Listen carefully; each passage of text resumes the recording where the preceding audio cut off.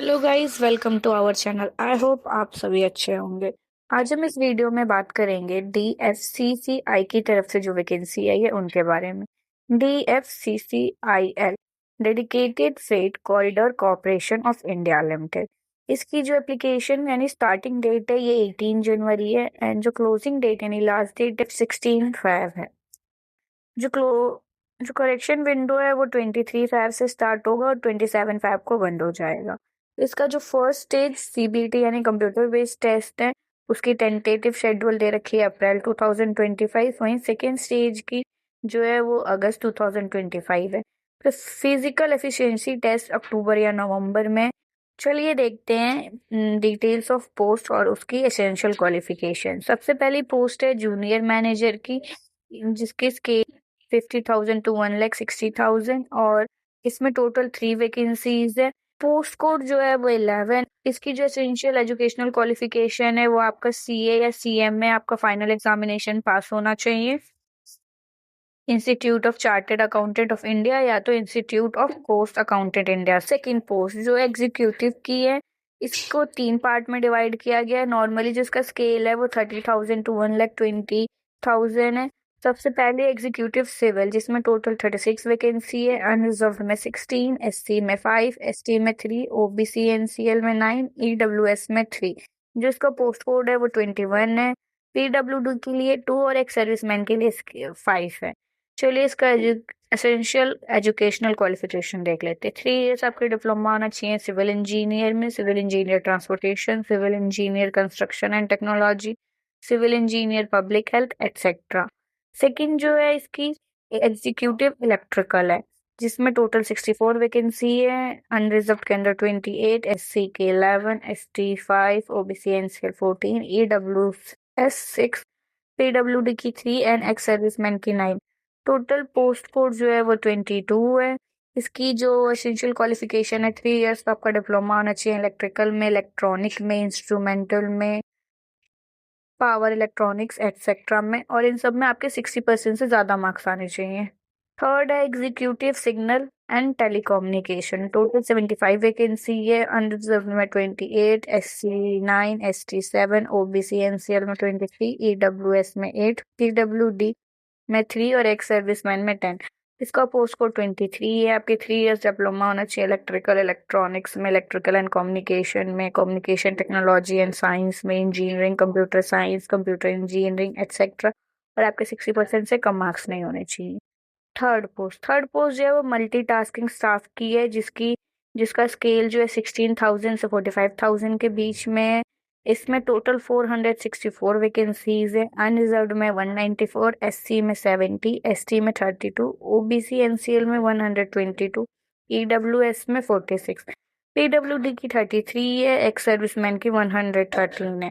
Post code इसका 31 है और इसकी एजुकेशनल क्वालिफिकेशन है कि आपकी matriculation plus minimum 1 year duration course completed at apprenticeship ITI approved by NCVT SCVT with not less than 60% marks in ITI। आपकी 10th के साथ आपका 1 ईयर का अप्रेंटिसशिप होना चाहिए ITI से जो कि अप्रूव किया जाएगा, और उसमें ITI में आपका कम से कम ITI में आपके 60 मार्क्स से कम परसेंटेज नहीं होनी चाहिए। यहाँ पे बहुत सारे एब्रीवेशन यूज किए गए हैं। UR SC ST जिसमें UR अनरिजर्व्ड के लिए है, SCS शेड्यूल कास्ट के लिए, SC शेड्यूल ट्राइब के लिए, OBC other backward classes, non creamy layer etcetera. जो नंबर ऑफ वैकेंसी है वो इंक्रीज भी हो सकती हैं और डिक्रीज भी हो सकती हैं। इसका पूरा राइट जो DFCCIL के एडमिनिस्ट्रेशन के पास है। इंडियन सिटीजन जो है जो भी एलिजिबिलिटी क्राइटेरिया को फुलफिल करेंगे वो अप्लाई कर सकते हैं।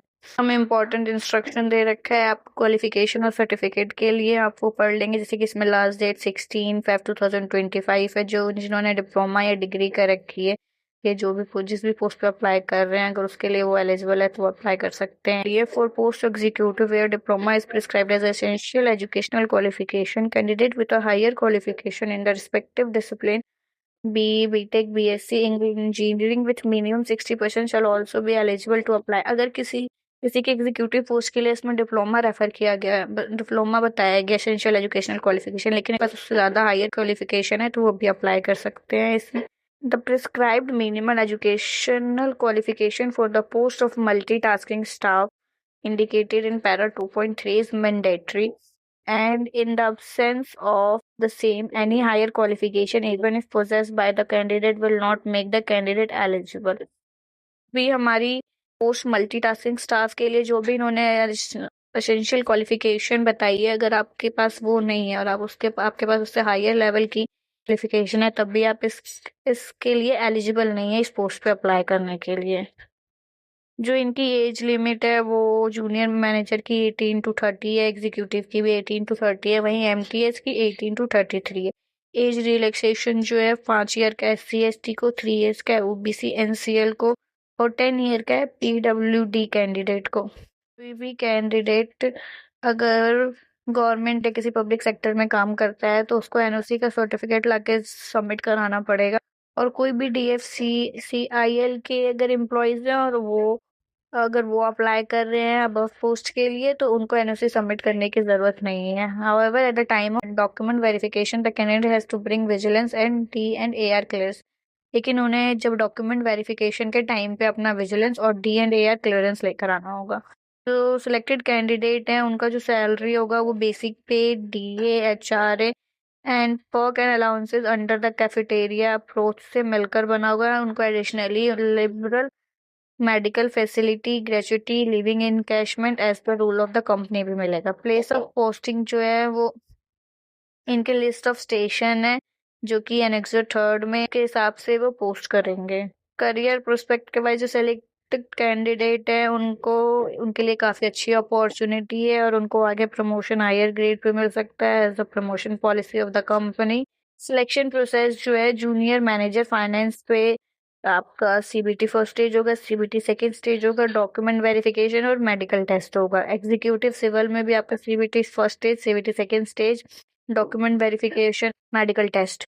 एग्जीक्यूटिव इलेक्ट्रिकल में भी आपका सेम है, CBT first and second, document verification and medical test. Executive S&T में भी सेम है, stage 1, stage 2, document verification and medical test. वहीं मल्टीटास्किंग स्टाफ में आपका CBT 1, CBT 2 and physical efficiency test भी होगा, document verification and medical test है। Scheme of examination first, detail of computer based test. जो डिटेल ऑफ CBT है 2 stage में CBT होगा, फर्स्ट एंड सेकेंड स्टेज में। जो स्टैंडर्ड ऑफ क्वेश्चन होंगे बोथ स्टेजेस के वो generally educational standard prescribe for the post है उसके उसी लेवल के होंगे। नेगेटिव मार्किंग में आपके 1/4 ऑफ मार्क्स जो भी ईच क्वेश्चन के लिए अलॉट किए होंगे उसमें से डिडक्ट कर लेंगे। फॉर एग्जांपल अगर आपके क्वेश्चन 4 मार्क्स का है तो आपका नेगेटिव क्वेश्चन का 1 मार्क्स कट जाएगा। First stage CBT of screening nature, जो पहला स्टेज है CBT का वो स्क्रीनिंग नेचर का। And second stage of CBT के लिए जो कैंडिडेट हैं वो शॉर्टलिस्ट किए जाएंगे फर्स्ट स्टेज ऑफ CBT के मार्क्स पे। फर्स्ट स्टेज ऑफ CBT के टेस्ट में 100 MCQ होंगे जिसमें 90 मिनट्स का होगा और 120 मिनट्स होगा PWD कैंडिडेट्स के लिए। इसका जो सिलेबस है मैथमेटिक्स 30 क्वेश्चन होंगे, जनरल अवेयरनेस से 15 क्वेश्चन होंगे, जनरल साइंस से 15 क्वेश्चन होंगे, लॉजिकल रीजनिंग से 30 क्वेश्चन होंगे, knowledge about railways and DF CCIL की तरफ से 10 क्वेश्चन, टोटल 100 क्वेश्चन होंगे।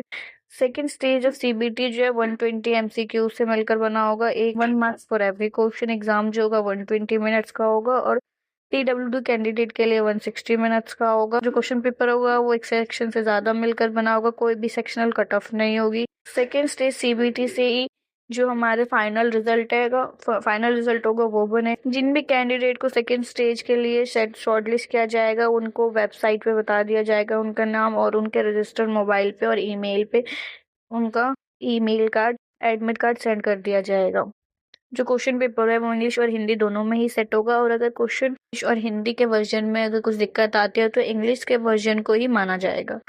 जो क्वालिफाइंग मार्क्स है अनरिजर्व्ड के लिए और EWS के लिए 40% आने चाहिए, वहीं SC OBC NCL के लिए 30% और SC के लिए 25% है। जो फिजिकल एफिशिएंसी टेस्ट है क्वालिफाइंग इन नेचर है। जो क्राइटेरिया है physical efficiency test for males के लिए कि जो मेल्स हैं वो लिफ्ट करें और कैरी करेंगे 35 किलो का वजन 100 मीटर के लिए, इन 100 मीटर का डिस्टेंस को कवर करेंगे 2 मिनट्स में बिना वेट को नीचे रखे हुए। वही जो फीमेल्स का है वो 20 किलो का वजन होगा जो कैरी करते हुए उन्हें 100 मीटर कवर करना है 2 मिनट में बिना वेट को नीचे रखे हुए।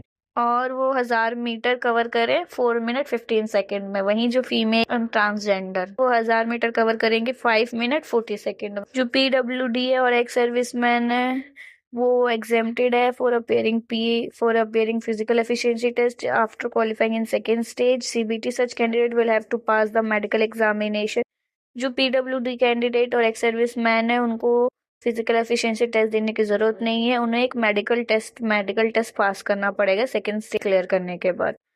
चलिए देखते हैं एग्जामिनेशन सिटीज। जो फर्स्ट स्टेज ऑफ सीबीटी है वो आगरा, अहमदाबाद, अजमेर, अमृतसर, बेंगलुरु, भोपाल, भुवनेश्वर, बीकानेर, चंडीगढ़, चेन्नई, गांधीनगर एटसेट्रा।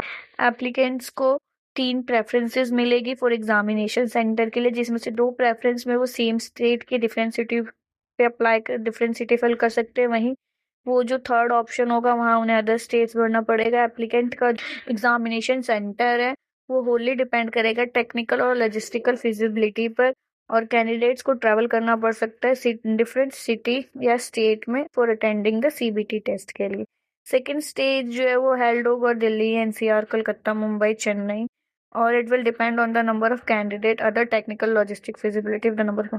जो सेकेंड स्टेज सीबीटी है वो कंडक्ट होगा दिल्ली, एनसीआर, कोलकाता, मुंबई एंड चेन्नई में। लेकिन अगर सेकेंड स्टेज ऑफ सीबीटी में बहुत कम कैंडिडेट पास करते हैं तो वो सिर्फ दिल्ली एनसीआर में ही कंडक्ट होगा। जो एग्जामिनेशन फीस है जूनियर मैनेजर एग्जीक्यूटिव की अनरिजर्व्ड ओबीसी एनसीएल ईडब्ल्यूएस के लिए 1000 रुपये, वहीं मल्टीटास्किंग स्टाफ के लिए अनरिजर्व्ड ओबीसी एनसीएल ईडब्ल्यूएस के लिए 500 फीस है। एसटी, एससी, पीडब्ल्यूडी, एक सर्विस ट्रांसजेंडर कैंडिडेट जो है उनकी फीस 0 है। और जो ये फी है वो ऑनलाइन पेमेंट के द्वारा होगी, जो कि वो UPI, debit card, credit card, online net banking के थ्रू पे कर सकते हैं। ये देखते हैं हाउ टू अप्लाई। आप इसमें ऊपर जाके क्लिक टू अप्लाई पर क्लिक करेंगे, क्योंकि अभी आपकी एप्लीकेशन डेट स्टार्ट नहीं हुई है, इस वजह से ये अभी आपका लिंक क्लिक नहीं हो रहा है। लेकिन एक बार 18 जैन के बाद आपका लिंक क्लिक होने लगेगा। आप इस पर क्लिक करेंगे एंड देन आप इसकी इस वेबसाइट पे जाएंगे। वेबसाइट पे जाके आपको वहाँ पे अपना न्यू रजिस्ट्रेशन करना है एंड देन लॉग इन करना है और आपको अप्लाई कर देना है, फॉर्म फिल कर। फॉर एग्जाम्पल मैं अभी यहाँ पे 2023 का ओपन करके दिखा रही हूँ कि कैसे रजिस्ट्रेशन करना है और लॉग इन करना है।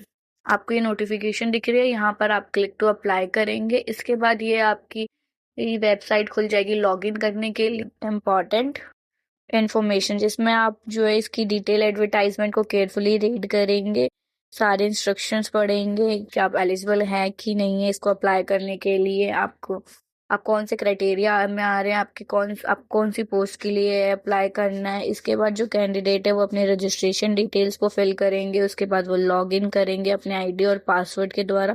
सबसे पहले वो रजिस्ट्रेशन करेंगे, जिससे उनको लॉगिन आईडी और पासवर्ड मिल जाएगा उनके ईमेल पे या उनके रजिस्टर्ड फोन नंबर पे। इससे लॉगिन करने के बाद अपने एप्लीकेशन को फिल करेंगे। कैंडिडेट जो है ये ध्यान जरूर रखें कि वो अपना करेक्ट नेम, मोबाइल नंबर और ईमेल आईडी फिल करे, क्योंकि रजिस्ट्रेशन के बाद इसको चेंज नहीं कर सकते हैं। लॉगिन पे क्लिक करना है एंड देन यहाँ आपको दिख रहा है लॉगिन पे आप नीचे जाके न्यू रजिस्ट्रेशन पे अप्लाई करेंगे, क्योंकि 2023 का है। यहाँ टाइम लिमिट ऑफ दिखा रहा है, लेकिन आप वहाँ जाके न्यू रजिस्ट्रेशन से अपना रजिस्ट्रेशन करेंगे एंड देन वापस आके आप लॉगिन करेंगे और उसके बाद अप्लाई करेंगे, अपनी सारी डिटेल्स फिल करेंगे। Thank you for watching this video.